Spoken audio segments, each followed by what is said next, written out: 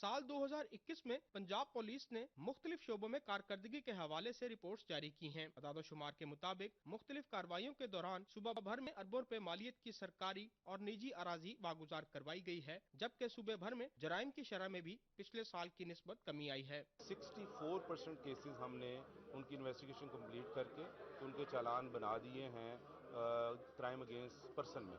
इसी तरह जो क्राइम अगेंस्ट प्रॉपर्टी है वो भी हमारी टीमों ने बड़ी मेहनत करके कुछ 29% केसेस में मुलजमान पकड़ के चालान वो भी अदालतों के सुपुर्द कर दिए हैं। सूबा भर में कायम किए जाने वाले पुलिस खिदमत मराकज के जरिए मुख्तलिफ सहूलियात एक ही छत तले अवाम को फराहम की जा रही हैं, जिनसे 7 लाख से ज्यादा शहरी मुस्तफीद हुए हैं। पिछले साल की निस्बत इस साल खिदमत मराकज से मुस्तफीद होने वाले शहरियों की तादाद में 2 लाख का इजाफा हुआ है।